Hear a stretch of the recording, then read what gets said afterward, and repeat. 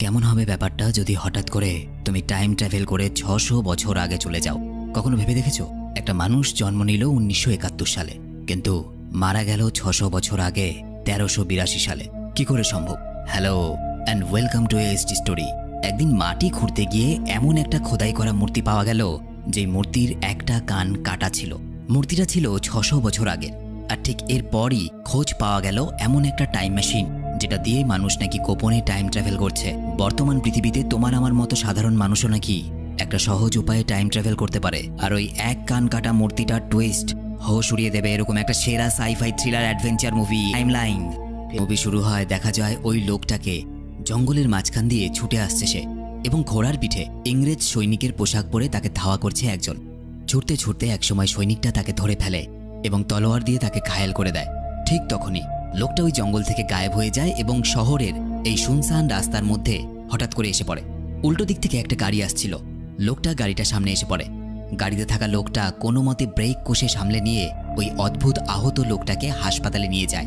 অনেক চেষ্টা করেও তাকে বাঁচানো যায় না। তবে সেই হাসপাতালের ডাক্তাররা একটা অদ্ভুত জিনিস লক্ষ্য করে। লোকটার শরীর স্ক্যান করলে দেখা যায় লোকটার শরীরের একটা অঙ্গ প্রত্যঙ্গ আস্ত ছিল না। দেখে মনে হচ্ছিল তার শরীরটাকে ভেতর থেকে কেউ যেন কেটে টুকরো টুকরো করে আঠা দিয়ে জোড়া লাগিয়েছে। অবাক ব্যাপার, বাস্তবে তো এরকম হওয়া সম্ভব নয়। মৃত্যুর আগে লোকটা শুধুমাত্র একটা শব্দ উচ্চারণ করতে পেরেছিল। কি সেই শব্দ? Castle guard. ক্যাসেল গার্ড একটা জায়গার নাম।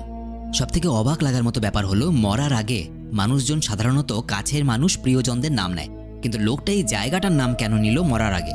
তো যাই হোক, এখানে দেখা যায় লোকটার সাথে কিন্তু কোনো ফোন বা অন্য কোনো পরিচয়পত্র ছিল না।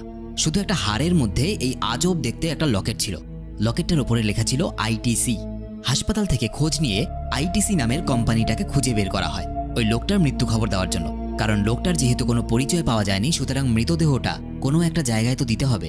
সুতরাং সেই কোম্পানিতেই ফোন করা হয় যে কোম্পানির লকেটটা তার গলায় ছিল।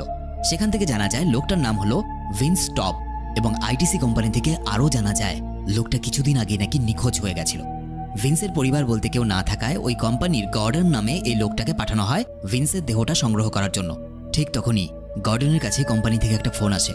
গর্ডনকে লোকটা চাপা গলায় বলে, যা করবে খুব সাবধানে করবে।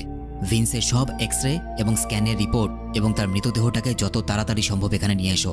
মনে রেখো, একবার যদি সবকিছু জানাজানি হয় আমাদের কোনো অস্তিত্ব থাকবে না। কি লুকানোর চেষ্টা করছে লোকটা? এদিকে দেখা যায় ক্যাসেল গার্ড নামে সত্যি একটা জায়গা ছিল। ব্রিটিশ এবং ফরাসিদের যুদ্ধের সময় ১৩৫৭ সালে ইংরেজরা প্রথম দখল করে ক্যাসেল গার্ড নামে ছোট্ট শহরটাকে। ধীরে ধীরে তারা লা রোক নামে এই রাজপ্রাসাদের দিকে এগিয়ে যায়, যেখানে ইংরেজ এবং ফরাসি সেনাবাহিনীর মধ্যে লম্বা যুদ্ধ হয়। ঠিক তখন ইংরেজরা ফরাসিদের সেনাপ্রধান আর্নটের বোন, যার নাম লেডি ক্লেয়ার, তাকে সবার সামনে ফাঁসি দেয়। এবং এই ফাঁসিটা এত নির্মম ছিল যে ফরাসিরা সেটা দেখে ভয়ে পিছিয়ে যায়। কিন্তু এই ঘটনা ফরাসিদের আরও ক্ষিপ্ত করে তোলে এবং শেষ অবধি ফরাসিরা ইংরেজদের বিরুদ্ধে যুদ্ধে জয়লাভ করে। এই পুরো ঘটনাটা প্রফেসর এডওয়ার্ড জনস্টনের এক ছাত্র, যার নাম মারেক, পেশায় সে একজন আর্কিওলজিস্ট বা প্রত্নতাত্ত্বিক, মানে যারা শত শত বা হাজার হাজার বছর আগে মাটির নিচে চাপা পড়ে যাওয়া পুরনো জিনিসপত্র খোদাই করে সেটা নিয়ে গবেষণা করে। তো এই ঘটনাটা তারা তাদের ছাত্রদের পড়াচ্ছিলেন। প্রফেসর এডওয়ার্ডের আরেকজন জুনিয়র স্টুডেন্ট ছিল, যার নাম কেট লা রকের ওই প্রাসাদটাকে খুঁজে বের করার জন্য নানান রকমের গুহা এবং মাটির নিচে থাকা সুড়ঙ্গের মধ্য দিয়ে খোদাই করে চলেছে। দেখা যায় মারেক খোদাই করে একটা অন্যরকম জিনিস খুঁজে পায়। তখনকার দিনে রাজাদের কবরের ওপর পাথরের আকৃতি খোদাই করা হতো, সেরকমই সে একটা আকৃতি খুঁজে পায়। কিন্তু অদ্ভুত ব্যাপার, যে রাজার আকৃতি বানানো আছে সেই রাজার একটা কান নেই, এবং মারা যাওয়ার পর কবরের মধ্যেও সে তার স্ত্রীর হাত ধরেছিল। দেখা যায় প্রফেসরের একটা ছেলে ছিল, যার নাম ক্রিস কেটকে ভালোবাসলেও মুখে কখনো বলতে পারতো না। ক্রিস তার বাবাকে সেরকম একটা পছন্দ না করলেও কেটের টানে সে বারবার তার বাবার কাছে ছুটে আসতো। পরের দিন একটা অদ্ভুত ঘটনা ঘটে। প্রায় ৬০০ বছর ধরে বন্ধ পড়ে আছে এরকম একটা গুহার সন্ধান পায় তারা। এই ধরনের গুহাগুলো এত পুরনো হওয়ায় সেগুলোকে বেশিক্ষণের জন্য খোলা যায় না, তাই গুহার ভেতর থেকে যা সংগ্রহ করার তাড়াতাড়ি করতে হয়। কেটার মারেককে দেখা যায় কোমরে দড়ি বেঁধে তারা এইভাবে নিচে নামে এবং নিচে নানান রকম জিনিস দেখতে পায়। চামড়ায় জড়ানো কিছু কাগজপত্র ও পাশের দেওয়ালে খোদাই করা একটা ক্ষতিগ্রস্ত মানচিত্র খুঁজে পায়। খানিকক্ষণের মধ্যে সেই গুহার মধ্যে ধস নামতে শুরু করে। তারা ছুটে গুহা থেকে উঠে আসার জন্য তাড়াহুড়ো করতে থাকে। ঠিক তখনই মারেক সেখানে একটা এইরকম চশমার কাঁচ পড়ে থাকতে দেখতে পায়। অদ্ভুত ব্যাপার, তাদের দলের মধ্যে একজন পদার্থ বৈজ্ঞানিক ছিলেন, যার নাম যশ। সেই পরীক্ষা নিরীক্ষা করে বলে, এই চশমার কাঁচটা আধুনিক যুগে তৈরি, কিন্তু এই গুহাটা 1800 শতকে তৈরি করা হয়েছে। এত বছর আগের একটা গুহাতে আধুনিক যুগের চশমার কাঁচ কি করে এলো? এছাড়াও যে কাগজপত্র তারা গুহার মধ্যে পেয়েছিল সেটাকে নিখুঁতভাবে খতিয়ে দেখতে গিয়ে একটা অদ্ভুত জিনিস চোখে পড়ে। সেটা কি? সেটা হলো প্রফেসর এডওয়ার্ডের লেখা একটা চিঠি, এবং চিঠির নিচে তার সই এবং নিচে তারিখ হিসাবে লেখা ছিল 4/2/1357 সাল। 1357 সাল? এত পুরনো? প্রফেসর তো আজকে সময়ের মানুষ, তাহলে 1357 সাল কেন লেখা আছে? কার্বন ডেটিং নামে একটা পদ্ধতি আছে যার সাহায্যে কোনো জিনিস কত পুরনো সেটা বলে দেওয়া যায়। ওই কালিটা যে ব্যবহার করে লেখা হয়েছিল, কার্বন ডেটিং করে সেটা দেখা যায় 600 বছর পুরনো ওই কালি। সবার মাথায় ঘুরে যায়, প্রফেসর 1357 সাল থেকে কি করে চিঠি লিখতে পারেন, এবং ওই চশমার কাচের যে পাওয়ার তা প্রফেসরের চশমার পাওয়ারের কাচের সঙ্গে মিলে যায়।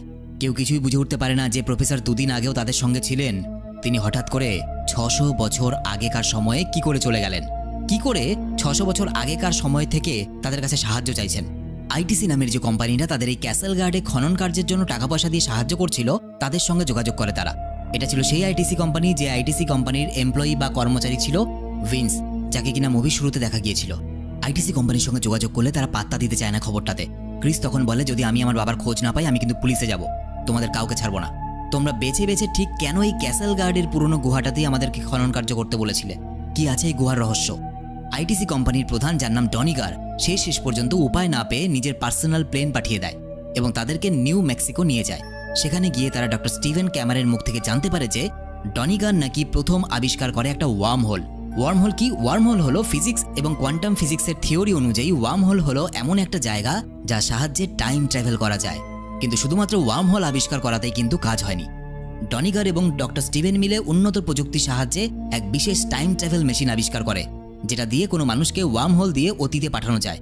এটা শুনে যশ বলে ওঠে, কি করে সম্ভব? ওয়ার্ম হোল প্রচণ্ড শক্তিশালী হয় এবং ওখান দিয়ে একটা গোটা মানুষকে অতীতে পাঠানো অসম্ভব। ডনিগার বলে, তুমি ঠিকই বলেছ, একটা জলজন্ত মানুষকে সেখান দিয়ে পাঠানো যায় না, কিন্তু একটা মানুষের দেহকে কোটি কোটি ক্ষুদ্র কণায় রূপান্তরিত করে, যেটাকে ইলেকট্রন বলে, সেইভাবে রূপান্তর করে সহজে অতীতে পাঠানো যেতে পারে। তোমাদের প্রফেসর যার নিখোঁজ হওয়ার দোষ তোমরা আমাদের ঘাড়ে চাপাচ্ছ, তিনি নিজের ইচ্ছেতে আমাদের এই টাইম মেশিনের সাহায্যে টাইম ট্রাভেল করে গেছেন। আর সেখানে যাওয়ার 6 ঘন্টার মধ্যে সেখান থেকে যদি ফিরে আসা না যায় তাহলে সেই ব্যক্তি সেখানে আটকা পড়ে যায়। তোমাদের প্রফেসর 6 ঘন্টা পেরিয়ে যাওয়ার পরও সেখান থেকে ফিরে আসতে পারেনি, তাই তাকে ফিরিয়ে আনার আর কোনো উপায় নেই। শুধুমাত্র একটাই উপায় আছে, তোমাদেরকে টাইম ট্রাভেল করতে হবে এবং সেখানে যেতে হবে, সেই সময়ে যেতে হবে যেই সময়ে তোমাদের বাবা আটকা পড়ে আছে, এবং সেটা যত তাড়াতাড়ি সম্ভব তত ভালো, কারণ প্রফেসর কিন্তু 72 ঘন্টার জন্য ওখানে আছে। আরও দেরি করলে কিন্তু প্রফেসরকে চিরতরে ওখানেই থাকতে হবে। ইয়াস ছাড়া বাকি সবাই, অর্থাৎ ক্রিস, কেট, ফ্যান্সোয়া এবং মারেক সেখানে যেতে রাজি হয় এবং তাদের সঙ্গে গর্ডন এবং তার আরও 2 সঙ্গী যায়। তবে যাওয়ার আগে রহস্যজনকভাবে ঠান্ডা গলায় ডনিগার বলে, যদি তোমরা ওখানে ডেরেক নামের কাউকে দেখতে পাও শেষ করে দিও। অবাক ব্যাপার, কে এই ডেরেক, আর কেনই বা তাকে দেখতে পাওয়া মাত্র শেষ করে দেওয়ার কথা বলল সে? তো যাই হোক, জামা কাপড় পাল্টে তারা টাইম ট্রাভেলের পোশাক আশাক পরে নেয় এবং মেশিনে ওঠার আগে তাদের হাতে এরকম একটা লকেট জাতীয় জিনিস দেওয়া হয়। বলা হয় এটা একটা মার্কার, এটার সাহায্যে তারা দেখতে পারবে যে 6 ঘন্টার মধ্যে আর কতক্ষণ বাকি আছে তাদের হাতে, বলতে পারো একটা ঘড়ির মতো। এবং এই যন্ত্রের মধ্যে একটা বিশেষ সুইচ টিপলে তারা আবার বর্তমান সময় ফিরে আসতে পারবে। তারা সবাই মিলে সেই টাইম ট্রাভেল মেশিনটাতে ওঠে এবং ধীরে ধীরে কাজগুলো বন্ধ হয়ে যায়। ওপর থেকে একটা তীব্র আলো এসে পড়ে, তাদের গা হাত পা কেমন যেন ঝলসে যেতে থাকে, এক অদ্ভুত যন্ত্রণা অনুভব করতে থাকে তারা। হঠাৎ চারদিকে আলোর ছটা দেখতে পায় তারা। মেশিনের ভেতরে সবাই প্রচণ্ড চিৎকার করতে থাকে এবং একসময় মেশিনের নিচের দিকে যে প্যালেটটা ছিল সেখানে সবাই লুটিয়ে পড়ে এবং কিছুক্ষণের মধ্যে সবাই যেন সেখান থেকে হাওয়া হয়ে যায়। তাদের যখন জ্ঞান ফিরে আসে তারা দেখতে পায় যে তারা একটা খরস্রোতা নদীর মধ্যে এসে পড়েছে। অনেক কষ্টে তারা সাঁতরে পাড়ে উঠে আসে। তবে উঠে আসার পর এই জঙ্গলের উল্টো দিক থেকে কেউ একজন তাড়াতাড়ি লুকিয়ে পড়ো বলে চিৎকার করতে করতে দৌড়তে দৌড়তে চলে যায়। ফ্রান্সোয়াকে নিয়ে একটা ঢালু জায়গার আড়ালে লুকিয়ে পড়ে, আর ক্রিস, ক্রেট আর মারেক অন্য একটা জায়গায় গিয়ে লুকায়। মারেক যেখানে লুকিয়েছিল সেখানে ওই ফরাসি মেয়েটার সঙ্গে তার দেখা হয়, যে জঙ্গলের মধ্যে তাদেরকে সাবধান করেছিল। একটু পরে পরিস্থিতি শান্ত হয়ে গেলে তাদেরকে জঙ্গলের মধ্য দিয়ে ক্যাসেল গার্ডে নিয়ে আসে ওই ফরাসি মেয়েটা। তবে গর্ডনের বাকি 2 সঙ্গীর মধ্যে একজনকে ইংরেজ সৈনিক তরোয়াল দিয়ে খুন করে ফেলে এবং কিছুক্ষণ পরে আরেকজনকে আরেকটা ইংরেজ পিঠে একটা তীর মারতেই সে গ্রেনেড বার করে। তবে তার বুকে আরেকটা তীর মারতেই সে ওই মার্কারের বোতামটা টিপে বর্তমানে ফিরে চলে যায়, আর তার সাথে সাথে তার দেহটা আবার সেই টাইম মেশিনে ফিরে আসে। কিন্তু দুর্ভাগ্যবশত তার হাতে যে গ্রেনেডটা ছিল সেটা সেই জঙ্গলে না ফেটে সেই টাইম মেশিনের ভেতরে ফেটে যায়। টাইম মেশিন সহ চারদিকে সবকিছু তছনছ হয়ে যায়। ইয়াশ এসব কিছু দেখে হতভম্ব হয়ে যায়। সে পাগলের মতো বারবার একটাই প্রশ্ন করতে থাকে, এবার প্রফেসর আর তার বন্ধুরা কি করে ফিরবে, কারণ টাইম মেশিন তো নষ্ট হয়ে গেছে। ডনিগার তাকে জানায় যে তাদেরকে আবার নতুন করে টাইম মেশিনটা ঠিক করতে হবে এবং সেটা করার জন্য 6 ঘন্টার মধ্যে তাদের হাতে আর 5 ঘন্টা 27 মিনিট আছে। তবে ডক্টর তাকে স্পষ্টভাবে জানায় যে দেখো, আমি তোমায় কোনো মিথ্যে আশা দিতে চাইছি না। আমি স্পষ্টভাবে বলছি যে ওই মেশিনটা দিয়ে ওয়ার্ম হোলের সঙ্গে অনেক কষ্টে আমি একটা টাইম মেশিন তৈরি করেছিলাম। এবার এই মেশিনটা যদি ঠিক করতে 6 ঘন্টার বেশি সময় লাগে তাহলে ওদের মার্কারগুলোর মেয়াদও ফুরিয়ে যাবে। ওরা আর কেউ মার্কার নিয়ে বর্তমান সময় ফিরে আসতে পারবে কিনা আমার সন্দেহ আছে। এবং ওই মার্কারগুলোর মেয়াদ যদি শেষ হয়ে যায় তাহলে তারা আর কখনো এই বর্তমান সময়ে ফিরে আসতে পারবে না। কথাগুলো শুনে ইয়াশ হা হয়ে যায়। সে খুব পরিষ্কারভাবে বুঝতে পারছিল যারা টাইম ট্রাভেল করে 13 সেঞ্চুরিতে গেছে তাদের ফিরে আসা প্রায় অসম্ভব। ওদিকে দেখা যায় ক্যাসেল গার্ডে সেদিন অনেক ইংরেজ সৈনিক ছিল, কারণ সেদিনই লেডি ক্লিয়ারকে ফাঁসি দেওয়া হয়েছিল এবং ফরাসি আর ইংরেজরা মুখোমুখি যুদ্ধ করছিল। তো সেখানকার কিছু ইংরেজ সৈনিককে দেখে ওরা পালাতে শুরু করে। ইংরেজ সেনা তাদেরকে বন্দী করে সেনাপ্রধান লর্ড অলিভারের কাছে লা রোক প্রাসাদে নিয়ে আসে। এদের মধ্যে ফ্রান্সোয়া যেহেতু ফরাসি ছিল তাই তার কথা শোনা মাত্রই অলিভার ভেবে নেয় যে সে হয়তো কোনো ফরাসি গুপ্তচর এবং এই অপরাধে তাকে খুন করে ফেলে এবং বাকিদেরকে প্রাসাদের চিলেকোঠার ঘরে নিয়ে যায় যেখানে প্রফেসরকে আটকে রাখা হয়েছিল। তবে তাদের কাছে যে টাইম ট্রাভেলের মার্কার ছিল সেটা কাজ করাতে গেলে তাদেরকে সেখান থেকে বাইরে বেরোতে হবে। তাই কেট খড়ের চালের ফাঁক দিয়ে বেরিয়ে চাল বেয়ে উল্টো দিকে গিয়ে অনেক কষ্টে দেওয়াল বেয়ে নামে এবং জানালা দিয়ে ইংরেজ সৈনিকরা যেখানে ছিল সেই ঘরে ঢোকে এবং একজন সৈনিককে পাশে রাখা তীর মেরে শেষ করে ফেলে কেট। তখনই সেখানে অন্য সৈনিকরা চলে আসে আর কেট চিলেকোঠার দরজা খুলে দেয়। মারেন, ক্রিস, গর্ডন মিলে সেখানে থাকা ইংরেজদেরকে মেরে দেয়। সবাই বাইরের দিকে পালাতে শুরু করলে মারেক তাদেরকে বলে যে আমি একটু পরে আসছি, কারণ চিলেকোঠা থাকাকালীন সে জানালা দিয়ে দেখেছিল ওই ফরাসি মেয়েটাকে যে তাদের ক্যাসেল গার্ডে আসতে সাহায্য করেছিল। ইংরেজরা তাকে অন্য একটা ঘরে বন্দি করে রেখেছিল। সে ঠিক করে মেয়েটাকে এখান থেকে না নিয়ে কিছুতেই যাবে না সে। মারেক সেই ঘরের সামনে পাহারায় থাকা ইংরেজ সৈনিককে তীর মেরে খুন করে এবং তখনই সেখানে ডে কেরা নামের এক সৈনিক চলে আসে। মারেক কোনো রকম ভাবে ভেতরে ঢুকে দরজা দিয়ে দেয়, কিন্তু বাইরে থেকে ডে কেরা দরজাটা কুড়াল দিয়ে ভাঙতে শুরু করে আর ভেতরে ওই ফরাসি মেয়েটা আর মারেক অনেক কষ্টে ঘরের দেওয়াল ভেঙে বেরিয়ে নদীর দিকে ছুটতে থাকে। ডে কেরাকে দেখা যায় সব সৈনিকদেরকে নিয়ে তাদের পেছনে ধাওয়া করতে থাকে। এদিকে গর্ডন লক্ষ্য করে যে মার্কারের বোতাম টেপার পরেও তাদের কারোর মার্কার কাজ করছে না। করবে কি করে, কারণ টাইম মেশিন তো এখনো ঠিক করতে পারেনি ডনিকার। ওদিকে দেখা যায় মারেক ওই ফরাসি মেয়েটার প্রতি মনে মনে দুর্বল, সে ভালোবাসতে শুরু করেছে তাকে। তবে নদীর ও প্রান্তে যেতেই মারেক দেখে যে ওই ফরাসি মেয়েটাকে দেখে বেশ কিছু ফরাসি সৈনিক ছুটে আসে আর তাকে ডেম ক্লেয়ার নামে সম্বোধন করে, অর্থাৎ এই সেই লেডি ক্লেয়ার যাকে ফাঁসি দেওয়ার কথা ছিল আজ। মারেক এটা জেনে অবাক হয়ে যায়, যার ব্যাপারে সে এতদিন ইতিহাস বইতে পড়েছে, যাকে নিয়ে এত গবেষণা করেছে, সেই লেডি ক্লেয়ার তার চোখের সামনে দাঁড়িয়ে আছে 13th সেঞ্চুরি থেকে। কিন্তু ঠিক এই সময় সেখানে ইংরেজ সৈনিকরা আসে এবং তাদের উপর হামলা করে দেয়, কিন্তু ফরাসি সৈনিকরা তাদেরকে বাঁচিয়ে নেয়। এরপর তারা তাদের লিডার আর্নেটের কাছে নিয়ে যায় তাদের। আর্নেটের বোন লেডি ক্লেয়ারকে বাঁচানোর প্রতিদান স্বরূপ একটা ঘোড়া এবং কিছু অস্ত্রের জন্য অনুরোধ করে। তবে ইংরেজ সেনাদের দেখা যায় তারা আড়াল থেকে নজর রাখছিল তাদের উপরে। তাই কিছুক্ষণ পরে সবাই এগোতে লাগলে ইংরেজরা আর্নেটের সৈন্যদলের উপর আক্রমণ করে এবং মারেককে বন্দি বানিয়ে নেয় এবং মারেকের গলা থেকে মার্কারটা খুলে নেয়। ওদিকে মার্কার কাজ না করায় কেট, ক্রিস, প্রফেসর আর গর্ডন একটা ছোট ঘরের ভেতরে লুকিয়েছিল, কিন্তু ইংরেজরা সেখান থেকেও তাদেরকে খুঁজে বের করে। তবে প্রফেসর আর গর্ডনকে বন্দি বানালেও কেট আর ক্রিস কিন্তু সেখান থেকে পালিয়ে যায়। আর এইবার মারেকের জ্ঞান ফিরলে সে দেখে তাকেও প্রফেসর আর গর্ডনের সাথে কোথাও নিয়ে যাওয়া হচ্ছে। কে নিয়ে যাচ্ছে? ডে কেরা। এই সময় একটা চমকে দেওয়ার মতো জিনিস দেখা যায়।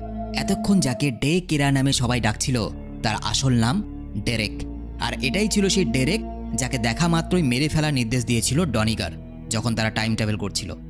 ডেরেক এবার নিজের পরিচয় দেয়, পরিচয় দিয়ে বলে, তোমরা এত স্বার্থপর গর্ডন, তোমরা একবারও আমার কথা ভাবলে না, এবং আর কোনো কথা না বাড়িয়ে সে গর্ডনকে খুন করে ফেলে। আর মারেকদেরকে সে জানায় ওই ডনিগার যে তোমাদের টাইম ট্রাভেল করে এখানে পাঠাচ্ছে ও আসলে একটা শয়তান লোক, ও মানুষকে ঠকাচ্ছে।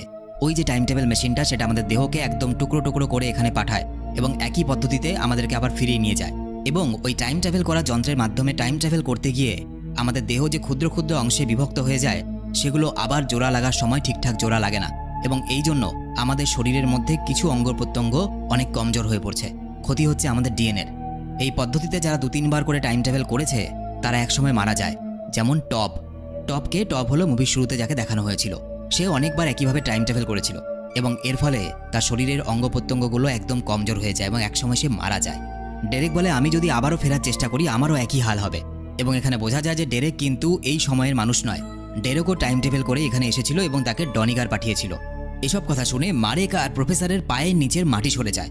তারা অবাক হয়ে যায় এটা ভেবে যে ডনিগার সবাইকে ঠকাচ্ছে। এই জন্যই কি ডেরেককে মেরে ফেলার নির্দেশ দিয়েছিল ডনিগার, যাতে ডেরেক টাইম ট্রাভেলের এই জঘন্য সত্যগুলোকে কারো সামনে না নিয়ে আসতে পারে। যাই হোক, কেট জানায় যে যেহেতু তারা ক্যাসেল গার্ড নিয়ে গবেষণা করছিল তাই তারা জানতে পেরেছিল যে এখানে এমন একটা আশ্রম আছে যার ভেতর দিক দিয়ে লা রোক প্রাসাদে যাওয়ার একটা সুড়ঙ্গ আছে। তারা সেই আশ্রমে যায় এবং দেখে এটাই সেই জায়গা যে জায়গায় তারা রিসার্চ করছিল মুভির শুরুতে, অর্থাৎ এই গুহাটা 600 বছর পরেও একই রকমই থাকবে। কেট আর ক্রিস ঠিক সেই জায়গায় আসে এবং দেখে সেখানে এখনও প্রফেসরের চশমা আর চামড়ায় মোড়া কাগজপত্র আছে এবং সামনের দিকে তাকাতেই কেট সেই মানচিত্রটা দেখতে পায় যেটা তারা বর্তমান সময়ে গুহার ভেতরে ঢুকে ভাঙাচড়া অবস্থা দেখেছিল। কেট এবার বুঝে যায় নিশ্চয়ই মানচিত্রটার পেছনেই ওই সুড়ঙ্গের দরজা আছে, ওই মানচিত্র ভাঙতে হবে এবং যেহেতু তারা মানচিত্রটাকে ভাঙবে সুতরাং ভবিষ্যতে গিয়ে সেই মানচিত্রটাকে ভাঙা অবস্থাতেই পাওয়া যাবে যেমন তারা পেয়েছিল।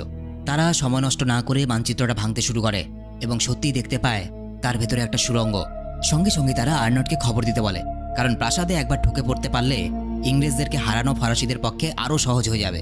ইতিমধ্যে প্রাসাদের সামনে কিন্তু লড়াই শুরু হয়ে গেছে, তবে স্পষ্টভাবেই ইংরেজরা যুদ্ধে অনেকটা এগিয়ে যেতে থাকে, কারণ তারা প্রাসাদের ভেতরে ছিল, যেখান থেকে তারা বাইরে কোথায় কি হচ্ছে, কখন ফরাসি সৈনিকরা কি করছে স্পষ্টভাবেই দেখতে পাচ্ছিল। আর ঠিক তখনই লেডি ক্লেয়ার, যাকে তারা আগেই সেখানে বন্দি করে এনেছিল, তাকে ফাঁসিতে ঝোলানোর জন্য নিয়ে আসা হয়। কিন্তু মারেক বলে, আমি এটা কিছুতেই হতে দেবো না, তার জন্য যদি ইতিহাসকে পাল্টে দিতে হয় তো আমি সেটাই করব। ঠিক তখনই সে হাতে একটা মশাল নিয়ে আসে যেখানে প্রাসাদের সব অস্ত্রশস্ত্র থাকতো এবং সেই জায়গায় সামনে ছুটে গিয়ে চেঁচিয়ে বলে, যদি লেডি ক্লেয়ারকে আপনারা না ছাড়েন আমি আপনাদের সমস্ত অস্ত্রশস্ত্র জ্বালিয়ে দেব, আগুন জ্বালিয়ে উড়িয়ে দেব। এরপরেও ইংরেজরা ক্লেয়ারকে মুক্ত না করায় মারেক সেই ইংরেজদের অস্ত্রাগারে আগুন লাগিয়ে দেয়। সেখানে ছিল অনেক বিস্ফোরক পদার্থ, নিমেষের মধ্যে বিশাল বড় বিস্ফোরণ হয়। একদিকে ক্রিস আর কেট সেই সুড়ঙ্গ দিয়ে খানিকটা দূর আসার পর তারা দেখে যে সেখান থেকে বাইরে বেরোনোর কোনো পথ নেই, তবে আর্নট ততক্ষণে সেখানে এসে পৌঁছেছে। আর সুড়ঙ্গের বাইরে যাওয়ার পথ নেই দেখে সে ক্রিসদের ইংরেজদের লোক ভেবে মেরে দিতে যাবে। এমন সময় ওই অস্ত্রাগারে বিস্ফোরণের ফলে সুড়ঙ্গের বাইরে যাওয়ার যে বন্ধ পথ ছিল সেটা খুলে যায়। আর্নট প্রাসাদের ভিতরে ঢুকে পড়ে আর তার সৈনিকরা ক্লেয়ারকে ফাঁসির হাত থেকে বাঁচিয়ে নেয়। এরপর কেট আর প্রফেসর মিলে প্রাসাদের সব দরজা খুলে দিলে শয়ে শয়ে ফরাসি সেনা ভেতরে আসতে থাকে আর ক্রিস আর্নট মিলে অলিভারকে শেষ করে দেয়। কিন্তু মারেক ক্লেয়ারের কাছে গেলে সেখানে ডেরেক ওরফে ডি কেরা চলে আসে আর মারেককে মারতে গেলে তার সঙ্গে হাতাহাতি শুরু হয়। একসময় হাতাহাতিতে ডি কেরার কুড়ালের কোপে মারেকের একটা কান কেটে যায় আর সে বোঝে বর্তমান সময়ে সে খোদাই করা এমনই একটা মূর্তি দেখেছিল যার একটা কান আছে এবং আরেকটা কান নেই। সে এমন একটা বীর ছিল যে তার স্ত্রীর সঙ্গে কবরের মধ্যে শুয়েছিল। সেই কবরটা আর অন্য কারো ছিল না, সেই কবরটা মারেকের নিজের কবর ছিল আর তার স্ত্রী অর্থাৎ লেডি ক্লেয়ারের সঙ্গেই সে কবরে সমাহিত হয়েছিল। অনেক লড়াইয়ের পর মারেক ডি কেরার পেটে তলোয়ার মেরে তাকে মেরে ফেলে আর ক্লেয়ারের সঙ্গে তার মিল হয়। সব লড়াই শেষ হয়ে যাওয়ার পর ক্রিস মারেককে বলে, চলো আমাদের সাথে। মারেক বলে, আমি সবকিছু বুঝে গেছি, আমার বর্তমান সময়ে ফিরে আর কোনো কাজ নেই, তাই আমি আর ফিরতে চাই না, আমি এখানে ক্লেয়ারের সঙ্গে থাকবো। অন্যদিকে মেশিনটা ডক্টর স্টিভেন ঠিক করে ফেললেও সেটা শুধুমাত্র 81% ঠিক হয়, যেটা দিয়ে ডনিগার তাদেরকে ফিরিয়ে আনতে চায় না, কারণ তাদের অঙ্গ প্রত্যঙ্গ যদি ঠিকমতো জোড়া না লাগে তাহলে সে ফেসে যাবে। ডক্টর স্টিভেন কিন্তু চায় যে কোনোভাবে যারা টাইম ট্রাভেল করেছে তাদেরকে ফিরিয়ে আনার জন্য। ডনিগার ডক্টর স্টিভেনকে ধাক্কা দিয়ে মাটিতে ফেলে দেয়, তার ঘাড়ে চোট লাগায় সে অজ্ঞান হয়ে যায়। তবে ইয়াশ জোর করে মেশিনটা অন করে দেয়, কারণ সে দেখতে পায় 6 ঘন্টা শেষ হতে এখনও 1 মিনিট বাকি, অর্থাৎ যারা টাইম ট্রাভেল করেছে তাদের ফিরে আসার সম্ভাবনা আছে। ডনিগার মেশিনটাকে নষ্ট করার জন্য উঠে পড়ে লাগে। ঠিক এই সময় ক্রিস প্রাসাদ থেকে বেরিয়ে এসে ওই মার্কারটার বোতাম টিপে দেয়। ডনিগার কিছু বুঝে ওঠার আগে এই মেশিনের কাজগুলো বন্ধ হয়ে যায় এবং ক্রিসরা ফিরে আসে বর্তমানে। আর অতীতে যে ইংরেজ সৈন্যরা তারা করেছিল, ডনিগারকে দেখা যায় সে প্রাসাদের সামনে গিয়ে এসে উপস্থিত হয়। তার কাছে মার্কার না থাকায় সে কিছু করতেও পারে না, তলোয়ারের আঘাতে মারা যায় সে এবং ক্রিসরা বর্তমানে ফিরে আসার জন্য উল্লাস করতে থাকে। এরপর দেখা যায় ক্রিস এবং কেট এখন প্রফেসরের সঙ্গে মিলে আর্কিওলজির কাজ করে এবং ওই কান কাটা মূর্তিটা যেটাকে কিনা মারেক খনন করে বের করেছিল সেই স্মৃতিসৌধটা খুঁজে বের করে কেট। তাতে লেখা ছিল, আমি আন্দ্রে মারেক এবং আমার স্ত্রী ও 3 সন্তানদের নিয়ে খুব সুখে জীবন কাটিয়েছি। আমার যে সকল বন্ধুরা বাড়িতে বেঁচে ফিরতে পেরেছে তাদেরকে অভিনন্দন। দুঃখ করো না, আমি একটা সুন্দর জীবন বেছে নিয়েছিলাম। আর এরই সাথে 1971 সালে জন্মালেও মারেকের মৃত্যু হয় কিন্তু 1382 খ্রিস্টাব্দে। মুভিটা এখানেই শেষ হয়ে যায়। তো এই ছিল আজকের ভিডিও কেমন লাগলো অবশ্যই কমেন্টে লিখে জানাবে। আর তোমরা যদি আমার সাথে সরাসরি কথা বলতে চাও, ফেসবুক ইনস্টাগ্রাম আইডি আমার এই ভিডিও নিচে ডেসক্রিপশনে দেওয়া আছে। ভিডিওটা ভালো লেগে থাকলে শুধুমাত্র একটা লাইক করে বন্ধুদের শেয়ার করে দিও। দেখা হচ্ছে পরের ভিডিওতে, বাই।